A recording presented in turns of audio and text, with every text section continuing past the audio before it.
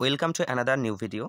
আমরা প্রতিদিনই ক্লাস 5-এর প্রশ্নবিচিত্রা থেকে পরিবেশ বিষয়ের যে দুটো করে সেট করছিলাম, আজকে তারই 9 এবং 10 নম্বর সেট হবে।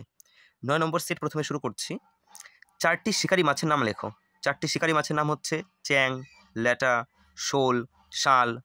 গন্ডারের খড়গ আসলে কি? গন্ডারের খড়গ হচ্ছে আসলে জমাট বাঁধা চুল।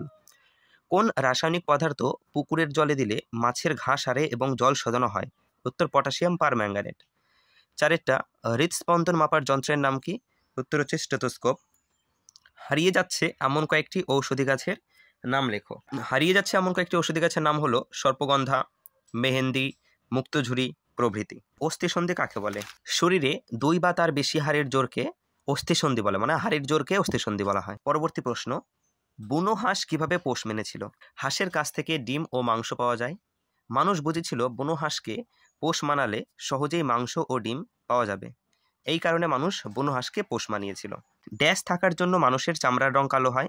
উত্তর মেলানিন। মানবদেহে রক্ত ছড়িয়ে দেওয়ার পাম্প হলো হৃৎপিণ্ড। ড্যাশ মাটিতে কাদা ও বালির ভাগ প্রায় সমান থাকে। উত্তর দোআঁশ মাটিতে। যক্ষা রোগ প্রতিরোধের জন্য ড্যাশ টিকা দেওয়া হয়। আচ্ছা, এটা BCG টিকা দেওয়া হয়। হ্যাঁ, BCG টিকা দেওয়া হয় এবং এই রোগের আধুনিক চিকিৎসা হলো DOT বা ডট। মানুষের কাঁধ থেকে কনুই পর্যন্ত হাড়কে কি বলে? হিউমেরাস বলা হয়। পরবর্তী প্রশ্ন 3 দাগে, অনেক লতানো গাছের সুতোর মতো পাতা বের হয় কেন? সুতোর মতো অংশটিকে কি বলে?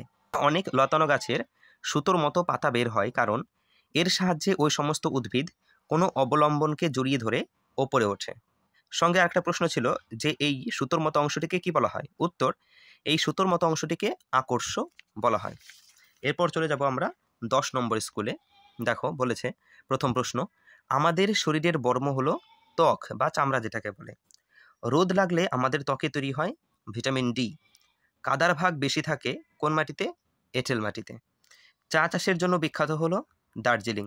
চাষের কাজে ব্যবহার করা হয় গরু। 2 সত্য মিথ্যা, দেহের কোনো অংশ বেশি পুড়ে গেলে হাসপাতালে নিয়ে যাওয়া দরকার। একদম ঠিক। যদি কম পুড়ে তাহলে সেখানে জল দেওয়া দরকার বা বাড়িতেই প্রাথমিক চিকিৎসা করা দরকার, কিন্তু যদি বেশি পুড়ে যায় তখন তাকে হাসপাতালে নিয়ে যেতে হবে। ডটস চিকিৎসা করা হয় ক্যান্সার রোগের জন্য। ভুল। সঠিক উত্তর যক্ষা রোগের জন্য।